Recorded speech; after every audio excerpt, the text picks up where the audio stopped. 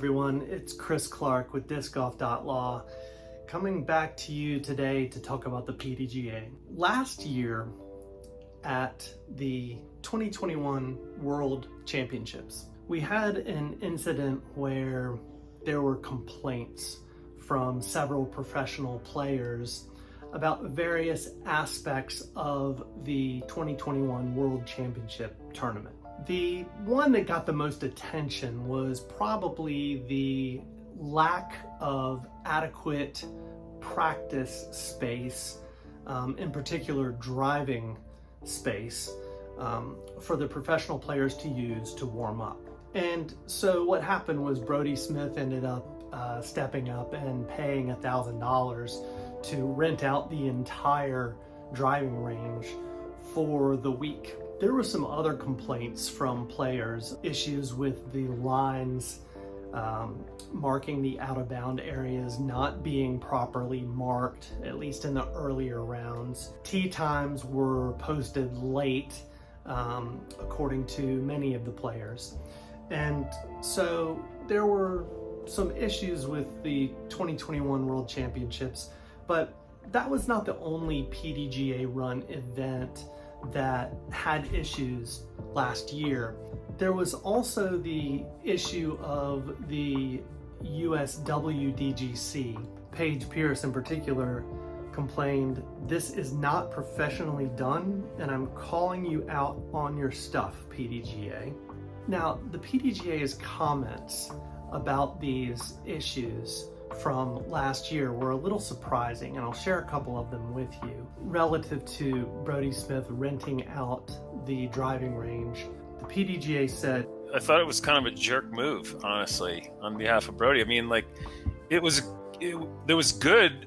It was a good move. Relative to Paige Pierce's comments about the USWDGC and other complaints that she had about PDGA run majors, the response was called, quote, disingenuous and self-serving. I thought Paige got roasted. Oh, see, I didn't see much roasting. I saw a lot of positive, thank God someone saying something. I didn't see a lot of roasting, but I heard a lot of roasting. Oh, you heard it? Yeah. No one out there is doing it. No, people were not signing their publicly roasting her, but behind the scenes, she got roasted pretty hard, and I think she deserved it, honestly, because I think she was being disingenuous. You think? I think her behavior was disingenuous, and I think it was self-serving. Now, fast forward a little bit. We all know that last year the PDGA and the Disc Golf Pro Tour formed a partnership where the Disc Golf Pro Tour would essentially become the official tour of professional disc golf.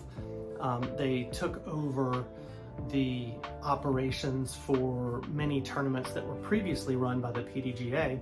And one benefit of this new partnership that the PDGA talked about was that this would give them more time to focus on the major tournaments, including Worlds, that the PDGA would still be responsible for running. So at this year's Worlds in Emporia, many of you have probably heard this story. Paige Pierce showed up at Emporia Country Club for a practice round, and this was over a week before the start of the actual tournament. And it was her understanding that the course would be available for practice, so she showed up there. She was allowed onto the course. I believe she was even provided with a cart to use. Her caddy, Nate Perkins, was there with her, and so she went out and began throwing practice shots on the course, and soon was confronted by some of the members and staff there who informed her that the course was not open for disc golfers on that particular day.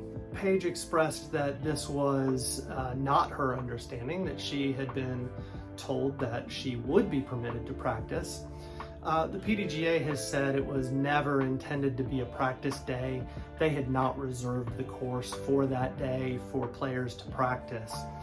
And so it was a misunderstanding that apparently escalated to the point where the police were called. There was an article published in a local paper in Emporia on their website The article was only up for a few hours, but it had some type of sensationalized headline. Lots of rumors and different stories were circulated online, and most of them turned out to be exaggerations or just flat out not true. The PDGA released a statement in response to this incident, and it was a little surprising to me, and I'd like to read part of it to you. I can't express enough our disappointment on our organization's end.